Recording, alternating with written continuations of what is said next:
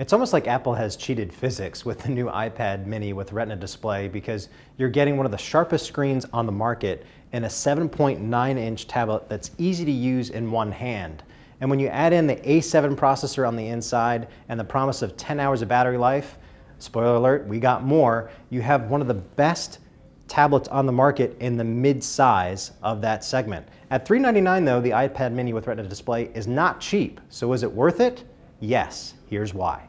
All right, well, let's start with the design of the iPad mini with Retina Display, and it really starts here with the display itself. Take a look at the difference between the old iPad mini and the new model. If you zero in on some of the icons, you can really tell the difference in resolution. 1024 by 768 over here versus 1 million more pixels than an HDTV on your right in the palm of your hand.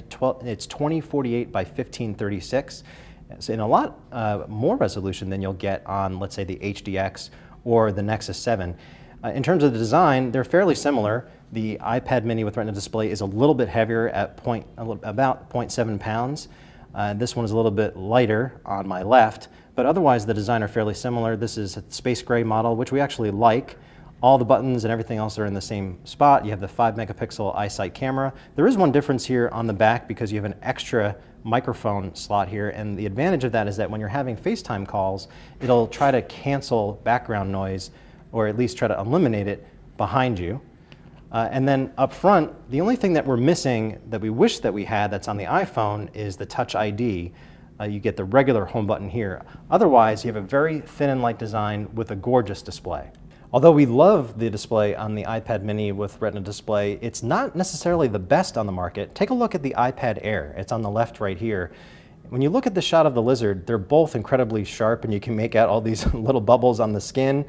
But the colors are a little bit more saturated on the Air and the black levels are a little bit deeper. The other advantage that Apple has over the tablet competition is apps. So let me give you one example, and this actually takes full advantage of the A7 processor. So if you're in a game like this Batman Arkham Origins, it takes full advantage of the A7 chip, really great console quality graphics. It's amazing in terms of the sharpness too. Just take a look at his outfit. Very smooth animation. I could definitely use some work on the combos, but this is something that you actually won't find on Android. And there's a lot of games like this that are console quality that you won't find in Google Play. So this is one other advantage that the Mini has, and another reason why that some people will be willing to pay the $399. So the iPad Mini with Retina Display is great at making movies, but what about creating them from scratch? This was taken with the 5-megapixel camera outside just today. And you can see that you're getting fairly good detail outdoors. The camera is a little bit fuzzy indoors because you don't have the backside illuminated sensor, and you also don't benefit from having a flash. But the FaceTime camera does have the BSI, so you're going to get better FaceTime HD calls when you're indoors or out. There's another thing that's important to emphasize when it comes to the iPad mini and exactly what are you getting for your $399 versus Android tablets.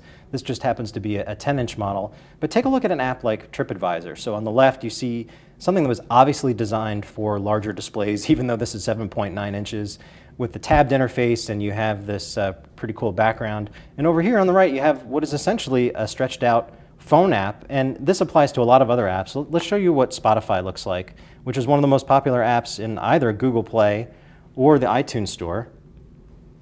This is what the same view looks like, the playlist view, on both apps. You can see that you have all the thumbnails over here and basically just what looks like a list on the right. So it's not just about the number of apps, but quality, and I think that's why a lot of people are willing to pay the extra bucks. At the end of the day, the iPad mini with Retina Display seems like it's overpriced for people who are in the market for a small tablet.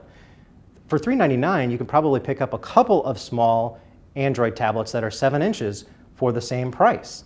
But what is it that you're getting for your money? In this case, we think the iPad mini with Retina Display is worth it because you're getting the sharpest screen on the market in something that's this size, a fast A7 processor, a great array of apps that are high quality, and we got 11 hours of battery life in our test, which is 2.5 hours longer than the Kindle Fire HDX and the Nexus 7. When you add all of that up, we actually think this is worth it for people who are in the market for a premium tablet.